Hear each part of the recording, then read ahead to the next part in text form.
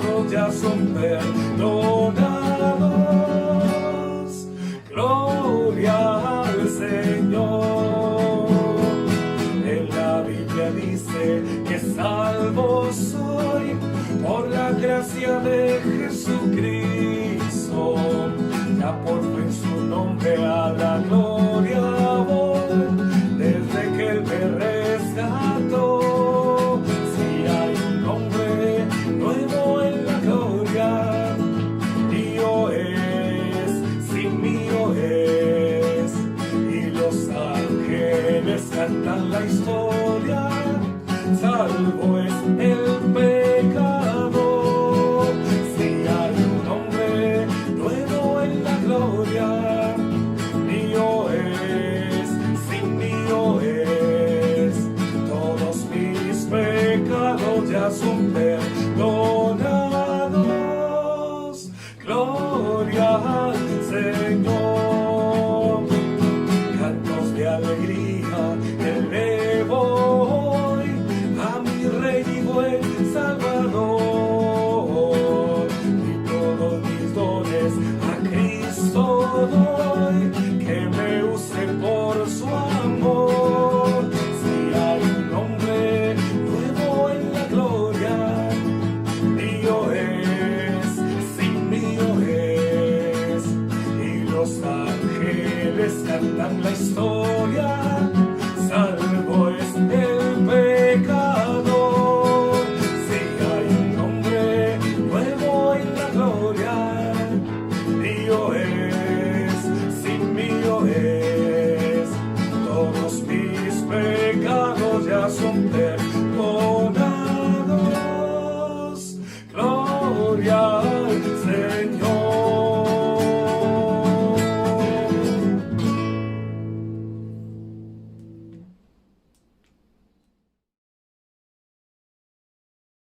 Vamos a abrir nuestras Biblias en Primera de Tesalonicenses, capítulo 4.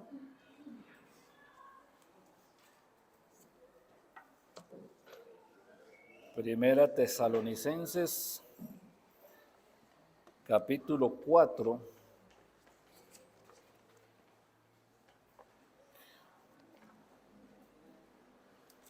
Y vamos a leer del verso 13 al verso 18. Y dice la palabra del Señor: tampoco queremos, hermanos, que ignoréis acerca de los que duermen como los otros, que no tienen esperanza. Porque si creemos que Jesús murió y resucitó, así también traerá Dios con Jesús a los que durmieron en él. Por lo cual os decimos esto en palabra del Señor, que nosotros que vivimos, que habremos quedado hasta la venida del Señor, no precederemos a los que durmieron. Porque el Señor mismo, con voz de mando, con voz de arcángel y con trompeta de Dios, descenderá del cielo, y los muertos en Cristo resucitarán primero. Luego nosotros, los que vivimos, los que hayamos quedado, seremos arrebatados juntamente con ellos en las nubes para recibir al Señor en el aire, y así estaremos siempre con el Señor. Por tanto, alentados los unos a los otros con estas palabras. Amado Padre, Dios de gloria, en el nombre de nuestro Señor Jesús, rogamos que bendigas la palabra, Señor, que va a ser expuesta en nuestros corazones, que caiga en buena tierra, que nos ayude a conocerte más y mejor a ti, a que nuestra fe crezca, se fortalezca, y que podamos también, Señor, en sabiduría transmitir estas enseñanzas a otras personas en necesidad. Pedimos que tú te glorifiques en los que están presentes y en los que nos ven, Señor, desde sus hogares, y que si hay alguien que no te conoce, que pueda ser, Señor, un día de salvación. Te lo pedimos en Cristo Jesús. Amén y amén. Vamos a empezar con el verso 15, que dice: por lo cual decimos esto en palabras del Señor, que nosotros que vivimos, que habremos quedado hasta la venida del Señor, no precederemos a los que durmieron. El versículo de forma natural se divide en 4 partes. La primera es, porque esto decimos en palabras del Señor. hay que recordar algunos principios. En las Escrituras encontramos doctrinas fundamentales y doctrinas generales, no doctrinas primarias y doctrinas secundarias. Todas son doctrinas primarias, doctrinas importantes, pero hay doctrinas fundamentales y doctrinas generales. Por ejemplo, si una persona dice que para ser salvo se necesita recibir a Cristo, más hacer buenas obras, más dar ofrendas, más aquí, más allá, esa es una enseñanza mentirosa, es una enseñanza anatema. La palabra de Dios dice que por gracia somos salvos por medio de la fe. Esto no es de nosotros, es un don de Dios y no por obras para que nadie se gloríe. Si las personas dicen que se puede encontrar la salvación aparte de Jesucristo, también es una blasfemia, porque no hay otro nombre bajo el cielo dado a los hombres en quien podamos ser salvos. Esto es doctrina fundamental. Si alguien quiere cambiar la doctrina fundamental, la persona que lo hace es un anatema y la enseñanza que también está expresando es anatema como la persona que lo dice. Ahora, hay doctrinas generales. Por ejemplo, en Mateo capítulo 1, usted puede ver una genealogía de Cristo. Y en Lucas capítulo 4 puede ver otra genealogía de Cristo. No son las mismas genealogías.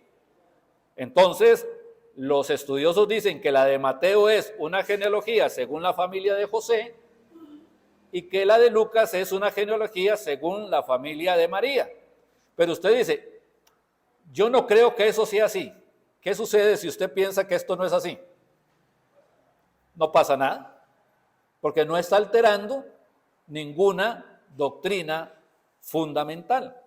Entonces, entendiendo esto de doctrinas fundamentales y doctrinas generales, tenemos que decir que la doctrina que hemos empezado a estudiar es una doctrina fundamental, la doctrina del traslado de la iglesia o del rapto como se le conoce comúnmente. Es una doctrina fundamental, porque si esta doctrina fundamental se estudiara mal, va a llevar a malas interpretaciones en otros pasajes de la Biblia. Por ejemplo, si usted se va al libro de Mateo, capítulo 24, va a encontrar un verso que dice, y el que persevere hasta el fin, este será salvo. Entonces, y si no persevera, se pierde la salvación. Pero hay que entender que el contexto del capítulo 24 está dentro de la tribulación. O sea, cuando la iglesia ya no esté, cuando la iglesia ya esté con Cristo en los cielos, empieza la tribulación. En esos 7 años de tribulación cae el versículo y el que persevere hasta el fin, este será salvo. ¿Ve? Entonces, si yo no le presto atención a la doctrina del traslado de la iglesia, puedo cometer un error al interpretar y un error al enseñarle a otras personas. Debemos recordar que el apóstol Pablo, cuando se convierte, es llevado o es apartado o se aparta, no sé cómo lo queramos decir, a Arabia por 3 años, dice la palabra de Dios, ahí en Gálatas capítulo 1, verso 11. Y durante 3 años el apóstol Pablo es adoctrinado, enseñado, discipulado, ¿por quién? Por el mismo Señor Jesucristo. ¿Ven? Por eso dices que yo lo que recibí, yo no lo recibí ni lo aprendí de hombre alguno. La enseñanza de Pablo es una enseñanza que viene directa del Señor Jesucristo. ¿Cuánto tiempo duró el Señor Jesucristo discipulando a los apóstoles? Pedro, Juan, Marcos. 3 años. Marcos no, perdón, se me coló ahí. Pedro, Juan, Jacobo, etcétera. 3 años.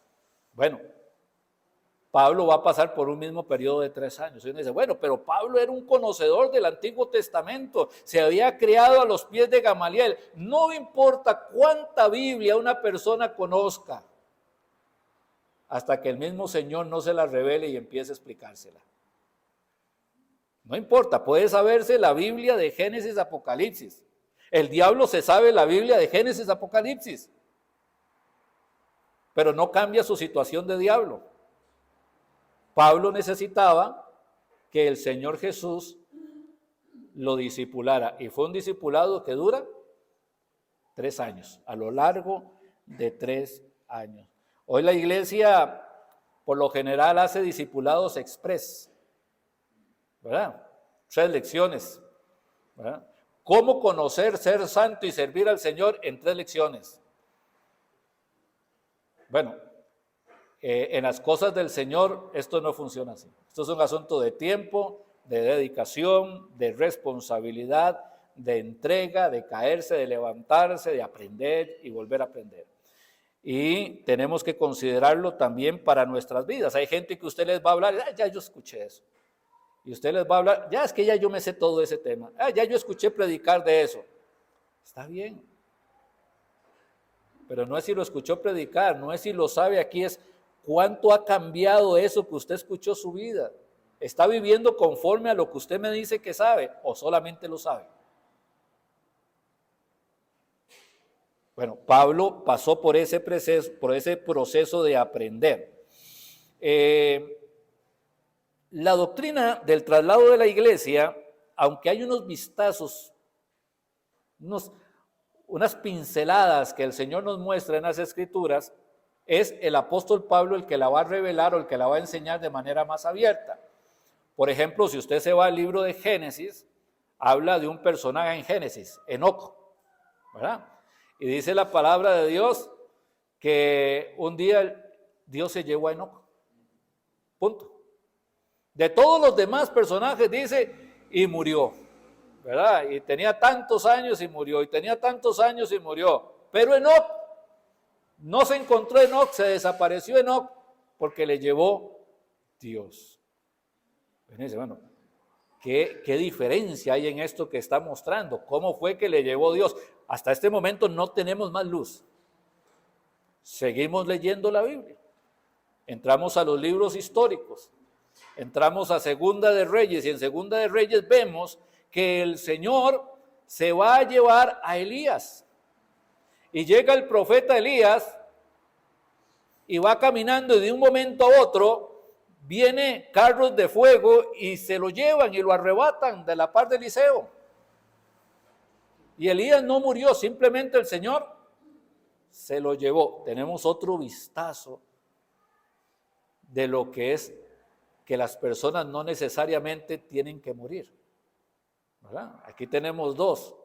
Luego el mismo Señor, bueno, el Señor sí muere y resucita, pero estando resucitado con un cuerpo glorificado y delante de 500 testigos asciende al cielo para sentarse a la diestra del Padre. Bueno, todos estos vistazos, todas estas pinceladas que nos hablan de algo diferente, es lo que va a pasar con la iglesia, es la doctrina del traslado. Por eso dice el texto ahí en el verso 15, por lo cual os decimos esto en palabras del Señor. ¿Qué es lo que está diciendo Pablo? Esto que yo les estoy diciendo, me lo dijo directamente el Señor Jesucristo. No es una interpretación mía. No es que a mí me parece, no es que yo creo.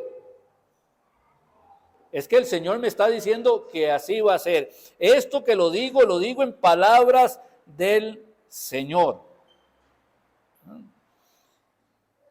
Dice que la iglesia a sus inicios le costaba entender este asunto, que era lo que iba a pasar, ¿verdad? ¿Qué pasa con los que mueren, con los que duermen en Cristo?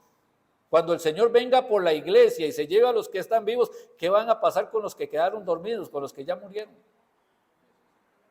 ¿Qué va a pasar con don Marco que murió en Cristo y ya está dormido en Cristo? ¿Qué va a pasar por él cuando venga Jesucristo por la iglesia? ¿Se va a tener que esperar a resucitar hasta el final de los tiempos? Y la gente estaba confundida, o sea, no entendía la iglesia en pleno qué era lo que sucedía. Me ha pasado hablar con algunos hermanos que me dicen, no hermano, es que las personas van a resucitar hasta el final de los tiempos. ¿Y por qué usted cree eso? Porque la Biblia dice que están dormidos en Cristo. Bueno, no han terminado de comprender que lo que duerme es el cuerpo, pero la parte inmaterial, el alma de la persona, no está dormida. El alma de la persona está en la presencia del Señor. No están muertos. Lo único que duerme es el cuerpo, esperando la resurrección de ese cuerpo, pero el alma de la persona está en la presencia del Señor. Y es glorioso. Vámonos a Apocalipsis capítulo 6. Apocalipsis capítulo 6.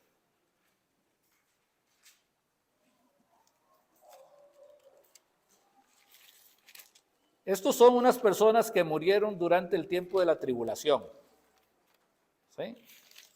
Vino Jesucristo, se llevó a la iglesia, el evangelio sigue siendo predicado, hay gente que se va a convertir, de hecho van a haber cientos de miles de personas que van a convertirse en el tiempo de la tribulación. Es un avivamiento, si alguien quisiera decirlo, increíble lo que va a pasar en el tiempo de la tribulación, y estos que se van a convertir van a ser perseguidos, ¿verdad? Van a ser perseguidos. Y vea lo que dice la palabra del Señor en el verso 9, Apocalipsis 6:9. Van a ser perseguidos y van a ser decapitados por causa de la palabra. Dice, cuando abrió el quinto sello, vi bajo el altar las ¿qué? Presten atención, ¿verdad? Las almas de los que habían sido muertos por causa de la palabra de Dios y por el testimonio que tenían. Los habían asesinado, pero ahí estaban bajo el altar las almas. Sigue diciendo la palabra del Señor. Y clamaban a gran voz diciendo, ¿quiénes clamaban? Resulta que las almas están entonces conscientes. ¿Ven? Las almas están conscientes. Y están tan conscientes que hablan con el Señor, dialogan con el Señor o expresan su deseo delante de Dios o hacen una oración de donde están hacia Dios. Y dicen las almas y clamaban a gran voz diciendo, ¿hasta cuándo, Señor santo y verdadero, no juzgas y vengas nuestra sangre en los que moran en la tierra? Almas conscientes. Saben qué es lo que les ha pasado, saben cómo murieron, saben cómo han llegado al cielo. Verso 11. Y les dieron vestiduras blancas. ¿A quién? A las almas. Entonces ya empezamos a entender un poquito de lo que sucede en el cielo, ¿verdad? Los que han dormido sus cuerpos y ya están con el Señor Jesucristo, están en este momento con vestiduras blancas. Qué bonito, qué lindo. Y están conscientes, hablan, conversan con Dios. Qué maravilloso. Ya entonces, en el conocimiento que el Señor me está dando a través de su palabra, ya no estoy pensando en alguien muerto, estoy pensando en alguien que está vivo. Pasó de estar vivo a estar realmente vivo, a estar perfectamente vivo. No hay muerte. Es una continuación de vida en una dimensión celestial. Y cuando lo veo, lo entiendo, me lo imagino, no por una idea mía, sino conforme están las Escrituras, mi corazón se llena ¿de qué? De consuelo, de paz. ¿Duele la ausencia de la persona que ha partido? Claro que duele y va a seguir doliendo, pero está en el cielo, vestiduras blancas, comunicándose con el Señor. Y uno pues se goza de todo esto. En el mismo libro de Apocalipsis, teniendo la idea ahí, en el capítulo 4,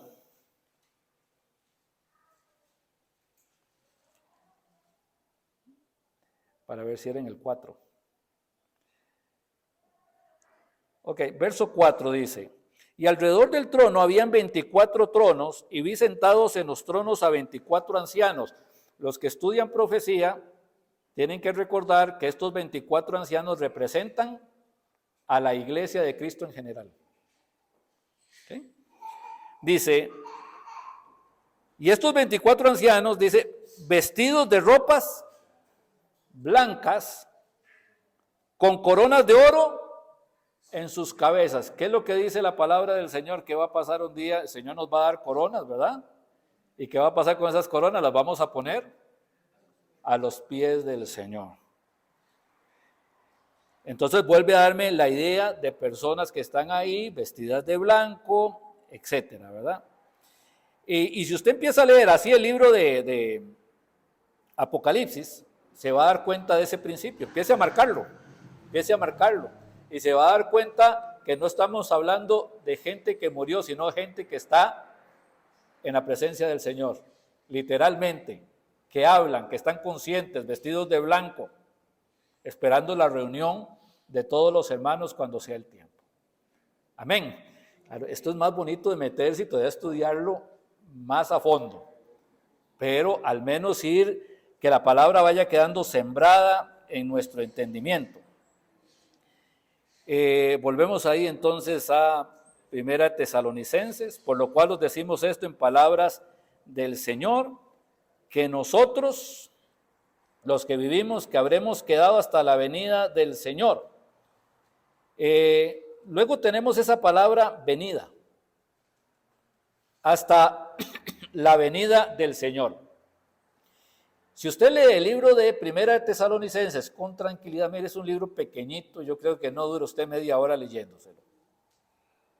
Si usted se lo lee con calma, se va a dar cuenta que el principio o la idea de la venida del Señor aparece en este libro, solo en este libro, en 4 ocasiones. Aparece en más lugares en la Biblia. Por ejemplo, Juan 14, del 1 al 3, el Señor le venía hablando a los apóstoles y les venía diciendo, voy para Jerusalén, me van a entregar en manos de gentiles y voy a morir en Jerusalén. Y eso le trajo una tristeza profunda a los apóstoles, ¿verdad? Y es feo, o sea, saber que una persona va a morir es terriblemente feo.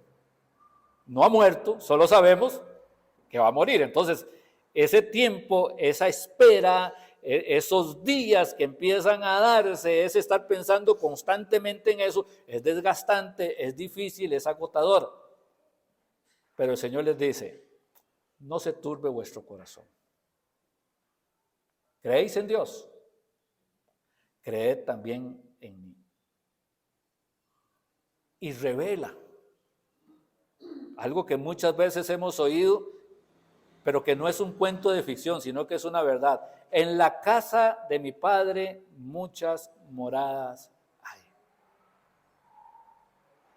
Si así no fuera, yo os lo hubiera dicho. Y dice, voy pues a preparar lugar para vosotros. O sea, la muerte física del Señor era para dar paso a una segunda etapa en el ministerio redentor del Señor Jesucristo. ¿Cuál era? Ir a preparar la morada celestial para cada una de las personas que iban a creer en Él, en la dispensación de la iglesia.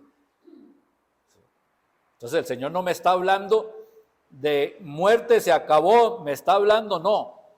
Vean con fe, abran sus ojos de la fe, vean, entiendan lo que yo les quiero decir, quiero expresarles lo que les espera. Entonces no se turben, deberíamos más bien tener gozo, porque lo que nos espera es glorioso. En la casa de mi Padre muchas moradas hay, si así no fuera, yo lo hubiera dicho, voy pues a preparar lugar para vosotros, y si me fuere y os prepararé el lugar, vendré otra vez y os tomaré a mí mismo. ¿Qué está enseñando el Señor aquí? El principio del traslado de la iglesia. Otra vez. Para que donde yo estoy, vosotros también estéis. Entonces, esta palabra venida Es muy importante, es importante en el contexto de la carta de Primera de Tesalonicenses, aparece 4 veces. Primera de Tesalonicenses 1:10.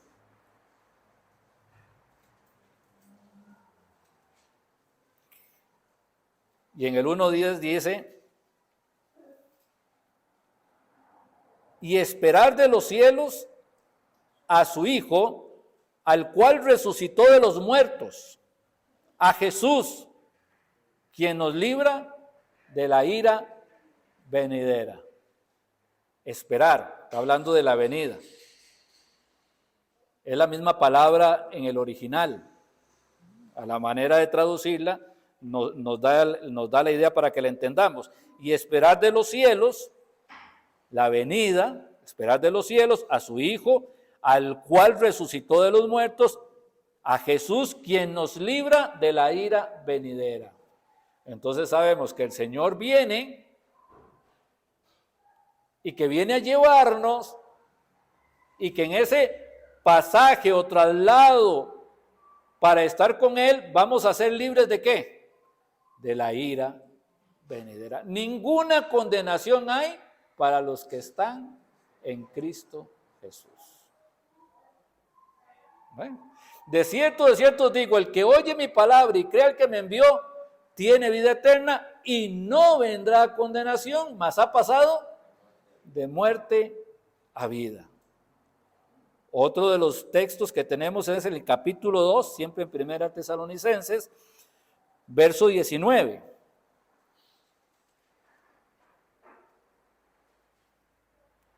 Dice, porque ¿cuál es nuestra esperanza o gozo o corona de que me gloríe? ¿No lo sois vosotros delante de nuestro Señor Jesucristo en su venida? O sea, qué lindo es entender que el propósito por el cual estoy en esta tierra, ¿cuál es? Compartir el Evangelio. No estar solo, no haber recibido a Cristo y ser una persona que nunca compartió de Cristo, que nunca fue utilizado por el Espíritu Santo o que no se dejó usar para el Espíritu Santo para que alguien más viniera a Cristo, sino que en el momento que Cristo venga en su venida, uno diga, bendito sea el Señor, porque no estoy solo. Está mi esposa, están mis hijos, están mis otros familiares, están hermanos en Cristo. No estoy solo. No estoy solo. Y eso es una corona de gloria, eso es un asunto maravilloso en el cual deberíamos meditar. Algunas personas dicen, bueno, es que tengo que dedicarme a trabajar y a ser alguien grande porque tengo que velar por mi familia. El Señor dice, buscad primeramente el reino de Dios y su justicia. Esas cosas vienen por añadidura.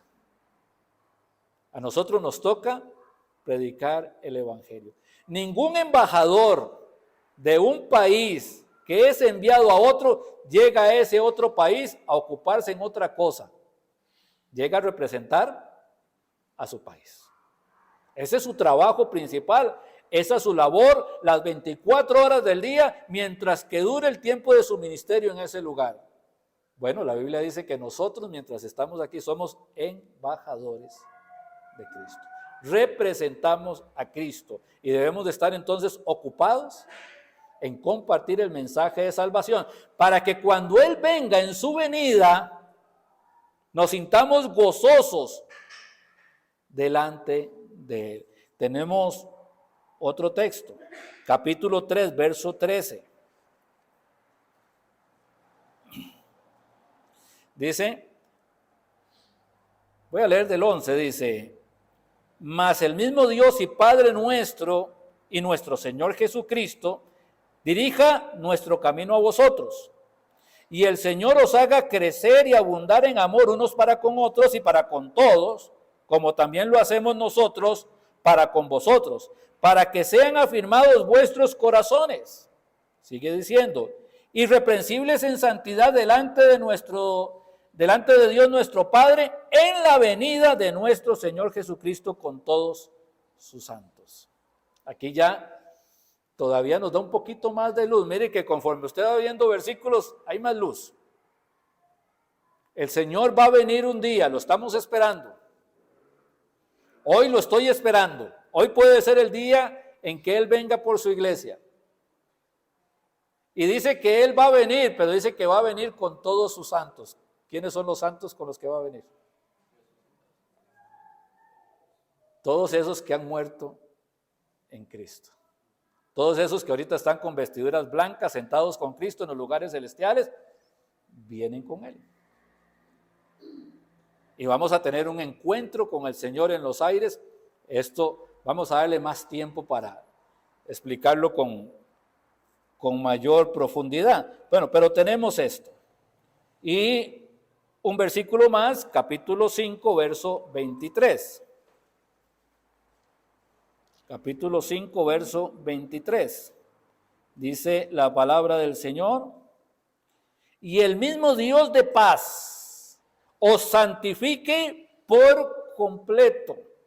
Recuerde que ser santo no es ser muy bueno.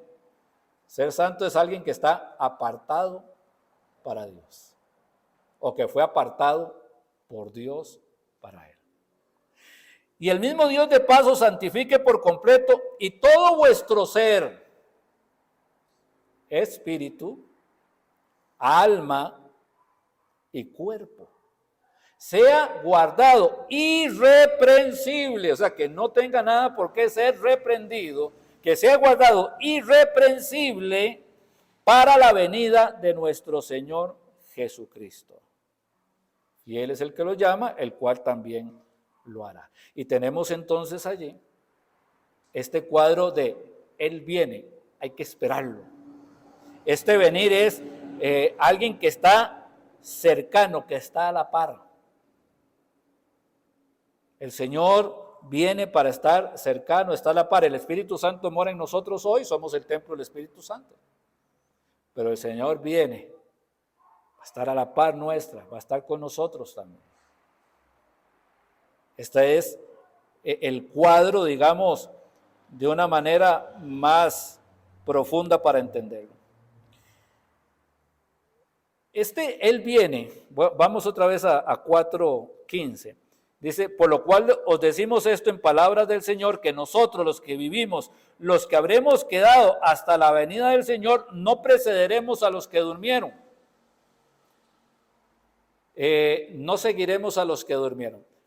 Hoy nuestro hermano Marco, su cuerpo está dormido, mientras que su alma está en la presencia del Señor. Pero si Cristo viene en este momento, nosotros no vamos a precederlo, o sea, no vamos a seguir el mismo camino que Él siguió para estar con Cristo en los cielos. Nuestro cuerpo no moriría. Es interesante, esto es parte de la enseñanza del traslado de la iglesia. Nuestro cuerpo no moriría. No precederemos a los que durmieron. Entonces, primero tengo que abrir un paréntesis para entender algo acá que es importante. No podemos confundir el traslado de la iglesia o el rapto con la segunda venida de Cristo. Son dos eventos distintos. La segunda venida de Cristo, según lo dice ahí el libro de Zacarías, cuando el Señor venga, va a poner su pie en el monte de los olivos, y el monte de los olivos se va a dividir en dos, y se va a ver un valle, se va a hacer un valle grande, donde va a haber la guerra del Armagedón. ¿Ok? Esto es la segunda venida de Cristo. Esto pasa al final de los 7 años de tribulación. La iglesia, el traslado de la iglesia no es la segunda venida de Cristo. En la segunda venida el Señor literalmente va a poner sus pies en la tierra. En la primera venida literalmente nació en un pesebre en Belén. En la segunda venida literalmente pone sus pies en la tierra. En el rapto el Señor viene, pero no llega a la tierra, sino que se queda en el cielo. Y ahí en el cielo vamos a tener el encuentro con Cristo. Piensen en esto. La iglesia es un solo rebaño que tiene un solo pastor. ¿Quién es? Jesucristo. Pero el rebaño ahorita está en dos partes. Está una enorme cantidad de hermanos que durante 2000 años han ido pasando al cielo y están en los lugares celestiales con Cristo, y otra cantidad de hermanos que en este momento están en esta tierra siendo luz del mundo, siendo embajadores de Cristo, siendo ministros del Evangelio de la reconciliación. Y los dos grupos, que es un solo rebaño, pero los dos grupos se van a reunir ahí en el cielo con el Señor Jesucristo. Los santos vienen con Cristo y nosotros los que quedemos ascenderemos para estar con Cristo y nos vamos a encontrar en el cielo. El Señor no viene en el rapto a la tierra, sino nos encontramos en el cielo, ahí en el primer cielo, ahí donde están las nubes. ¿Sabe qué es interesante también de esto? Punto extra. Que ahí en el primer cielo, aquí donde usted ve las nubes, es donde se mueven los espíritus de maldad. Efesios capítulo 6. Huestes espirituales de maldad en las regiones celestes. Y ahí donde se mueven los espíritus malignos, donde se mueve Satanás y los demonios en ese primer cielo, diríamos que en la oficina del diablo, ahí vamos a tener el encuentro con el Señor. El diablo está derrotado, nada le pertenece. Y ahí vamos a tener el encuentro con el Señor, y el diablo lo único que puede ser es testigo de lo que está pasando. Nada más. Porque no puede evitarlo. Va a suceder y él va a tener que verlo. Ahí, en esas regiones donde se mueven las huestes celestiales de maldad, ahí va a tener la reunión la iglesia. Es interesante todo lo que se puede aprender, ¿verdad? De estos puntos. Pero el tiempo se nos va. A veces no vamos a lograr terminar una enseñanza, pero lo que hemos aprendido esta mañana,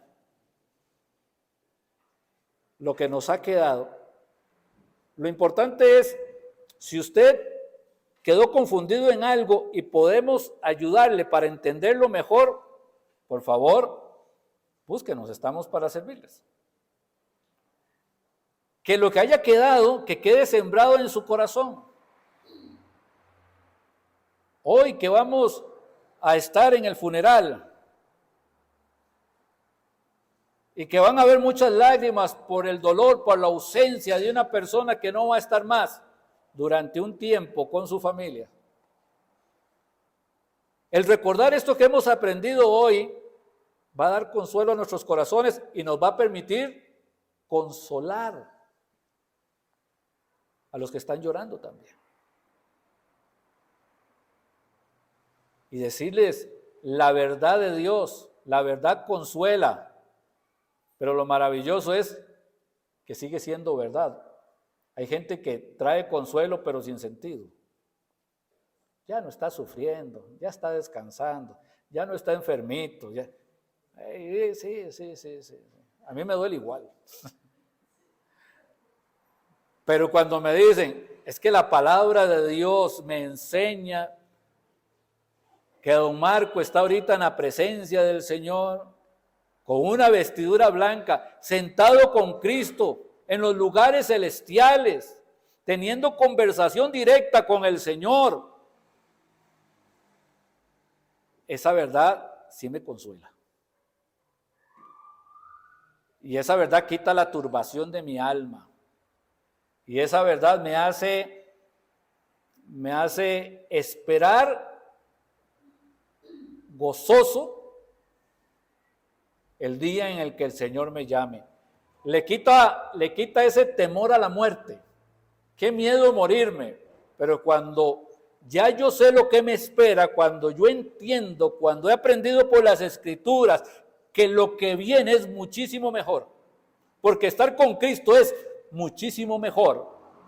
Resulta que el temor a la muerte ya no es tanto. Baja. Un padre le decía a su hijo cuando éste iba a ser llamado por el Señor: papito, te quiero mucho, cuando llegues al cielo, recuerde decirle al Señor Jesús que yo lo amo mucho con todo el corazón. Porque por las Escrituras sabía que era lo que estaba por ocurrir. Y el cielo se abrió, y los que duermen en Cristo están en la presencia del Señor, y nosotros aquí esperamos, pero activos. No es un esperar en reposo, es un esperar haciendo, trabajando, embajadores de Cristo, luz del mundo, sal de la tierra, ministros de la reconciliación, para que cuando el Señor venga no estemos solos, sino que seamos varios los que estemos esperando al Señor en su venida. Amén. Muchas cosas más se quedaron por hablar. Lo importante es que éstas hayan caído en buena tierra y que sean para bendición de sus vidas. Amado Padre, en el nombre de tu Hijo Jesús, gracias por esta oportunidad que nos das de meditar tu palabra, de compartir con mis hermanos amados, Señor, este tiempo, Señor, de bendición. Rogamos que la palabra quede sembrada en los corazones y que pueda crecer y producir fruto. Y así, Padre, como hemos sido consolados, fortalecidos y animados con la enseñanza del día de hoy, podamos llevar, Señor, consuelo y ánimo a otras personas que lo están necesitando. Bendito sea tu nombre en Cristo Jesús. Amén y amén.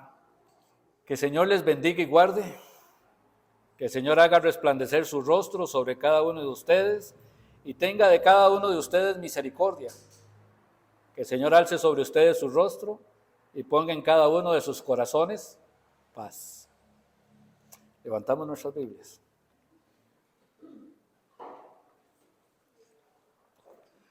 Yo no sé, yo soy de esos que a veces quiero darle un abrazo al Señor y termino abrazando la Biblia.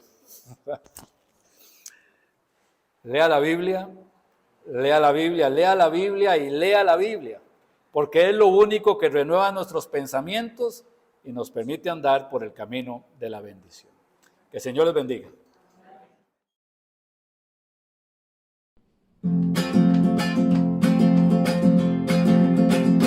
Hallé un buen amigo llamado Salvador, contaré lo que ha hecho él por mí.